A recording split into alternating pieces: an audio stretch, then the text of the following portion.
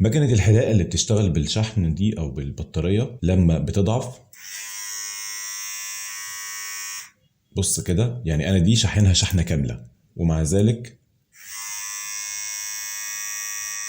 ما بقتش بتكمل الشحن. المكنه اللي زي كده عند ناس كتير جدا لما بتشوفها كده بتفقد فيها الامل وبترميها. انا النهارده جاي اقول لك ان انت تقدر تعيد احيائها تاني بتغيير البطاريه الداخليه ليها لو العيب في البطاريه. فتعال نشوف العمليه دي مع بعض. انا احمد داوود، دكتور هندسه. طيب المكنه دي هنفكها كده مع بعض. في مسمارين هنا اهم، ومفيش اي مسامير في الهيكل تانية، فاحنا خلينا نفك دول دلوقتي. بتلاقي تركبها. طيب نقدر نفك ايه تاني؟ الوش ده كده نقدر نفكه كده، ندخل مفك كده، هو بيبقى راكب كبس.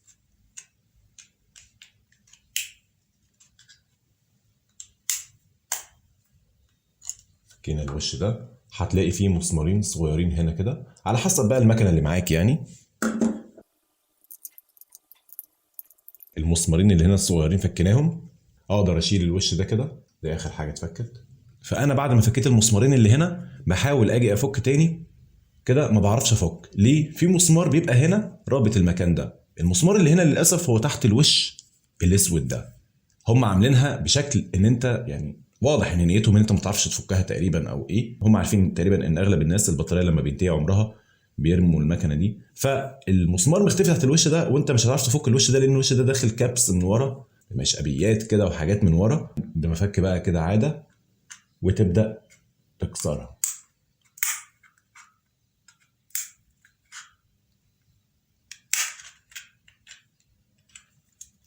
تيجي في الناحيه التانيه تعمل نفس الموضوع برضو، تمشي بالفك كده وتفضل ايه تكسر، تسمع الصوت ده. شوف بقى لما بفك ايه اللي هيحصل معاك. هتلاقي اهو ده اللي بقول لك عليه، ده المسمار اللي هنا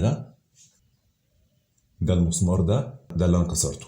شوف المسمار ده بيبقى فين؟ بيبقى هنا. فهو المفروض ان ده يتفك عشان تطلع بنظافة واحترام. طيب مش هيتفك ليه؟ شايف الوش الاسود ده؟ بص بقى داخل هنا بايه؟ شايف الوش داخل ازاي؟ فالوش ده ما بيتفكش، هو بيركب مره. صانع المكنه لما بيركبه مره خلاص ما ينفعش يتفك لانه لازم يتفك من هنا. فطبعا ده مستخبيه. برضو كذلك في هنا برضو مسمارين اهم برضو مستخبيين مكانهم اهو، دول برضو اتكسروا بيبقوا داخلين هنا. فخلاص فهم الثلاث مسامير اللي بيمسكوا الهيكل احنا بنستغنى عنهم وبنكسرهم. وبعد كده لما برجع بجمع بنقطه امير صغيره علشان اعرف افك تاني. خلي الكلام ده كله زي ما هو. ايه بقى الموضوع؟ ادي موتور المكنه اهو، ودي البورده. ده الوش ده بيبقى راكب هنا عشان بس ما ننساش. خليه برضو بورده مربوطه بمسمارين نفكهم. ادي مسمارين البورده نخليهم على جنب ونشيل البورده. بس هي دي كل المكنه من الداخل، ما فيهاش اي حاجه. البطاريه هنفكها من هنا بقى ونغيرها. بص انا مغيرها قبل كده، انا ببقى لاحمها بقصدير. نبدا نفكها، ممكن اقصها بقصافه او الافضل ان انا هساح القصدير بالمكوى واشيل البطاريه دي.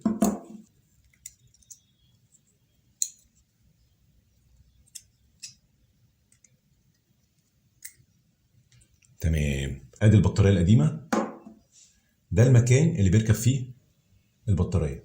طيب انا لما شلت البطاريه نسيت البطاريه كان طرفها الموجب هنا ولا هنا. بص لو قلبت البورده هلاقي مكتوب هنا بي بلس اهي، شايفها بي بلس يعني هنا طرف البطاريه الموجب، وهنا بي ماينس يعني هنا طرف البطاريه السالب.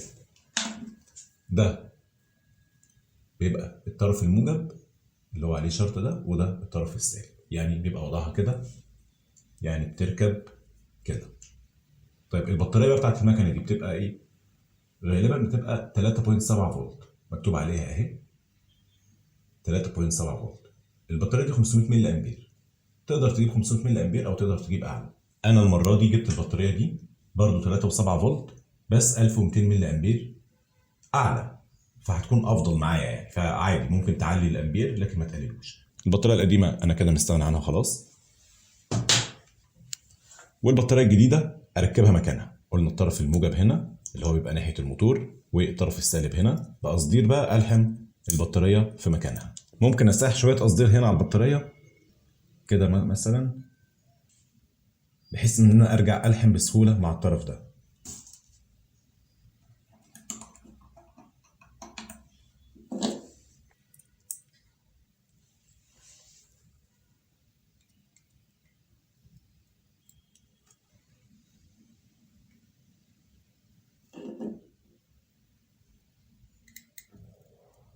تمام كده، الطرفين سبته بالقصدير يمين وشمال او فوق وتحت. نجرب كده نشوف البطارية دي فيها شحن ولا ايه.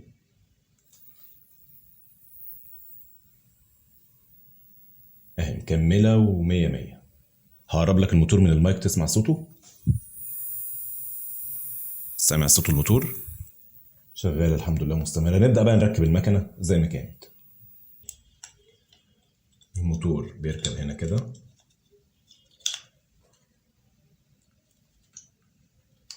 والبوردة كده. مسمارين البوردة دايما آخر حاجة فكيناها هي أول حاجة بنربطها.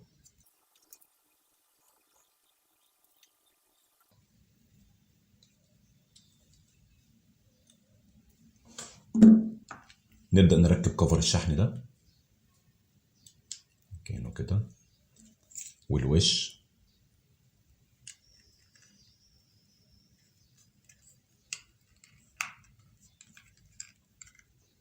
أبدأ أربط المسمارين اللي كانوا هنا. ممكن أركب الوش ده. تمام، دي كانت آخر حاجة فكيتها في المجموعة دي، يبقى أول حاجة أربطها. بعديها السوستة دي كان وضعها كده، وبعدين ده كان وضعه كده أهو. الفتحة دي في العمود بتاع الموتور، في الأكس بتاع الموتور. وبعدين الشفرة دي أهو.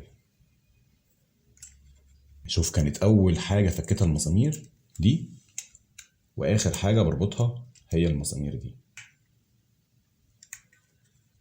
كده ركبت